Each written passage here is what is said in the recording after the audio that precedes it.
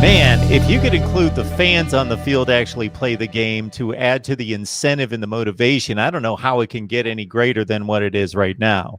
You got a 4-0 series all time. You got what happened last year, just in regards to if it had just been a cleanly officiated close game that went down to the wire, but it was marred by 3 questionable bad calls. And then on top of that, you've got the disrespect coming from Dabo with the number 11 ranking and the 7.5 point spread, and a whole contingent of Buckeyes coming back, of course, led by Sean Wade when they could have gone pro. And man, the motivation should just be simply, we want to win a national championship and win playoff games. We're competitors, but I don't know how much more that just ups the ante. That's been a question that some of the Clemson players have been asked, like, Ohio State's going to be motivated. What's your motivation? And I'm sitting here like, well, they could play for a national championship if they win it. That's kind of a lot of motivation. And Ohio State is definitely motivated because of this game. They've wanted this game since they left the field of the last game.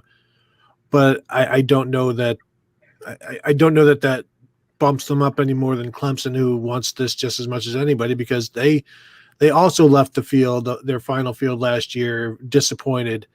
And this is Trevor Lawrence's last go-around. This is his last opportunity to win a national title. So he's going to be motivated, and everybody's going to be motivated to play with them. So I don't understand the questions from several reporters this week of, how are you guys even, what's in this game for you, basically? We know what Ohio State wants, but what's in it for you? And players have to be, although Matt Bockhorst, their offensive lineman, said the motivation for Clemson is intrinsic, and it comes from within, and they just want to live up to their standards and, do everything right that Dabo has taught them. And it was just some really deep, 5-minute answer. But what he could have just said is, yeah, we're still trying to play for a national championship, you idiot.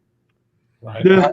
Ohio State needs to play with emotion, but not emotionally. They can't allow themselves to just get exhausted with all of this emotion and all of these, subplots or whatever.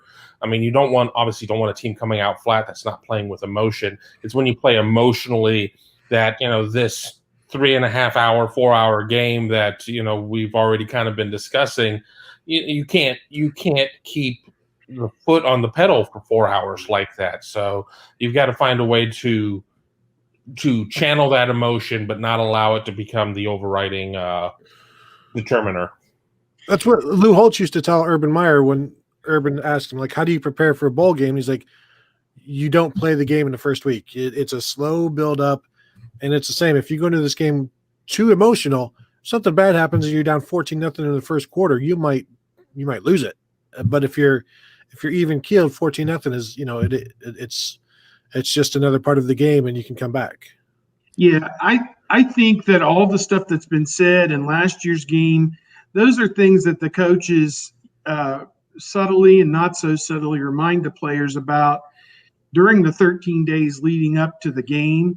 And I think that's what, it's such a short turnaround that you don't really have time to come down off the high of whatever it was, winning the Big Ten championship. And, it was like, here's a couple days off, and you're not even going home to be with your family for Christmas. You're going to stay here because we can't afford anybody getting sick, or you getting sick and making other people sick.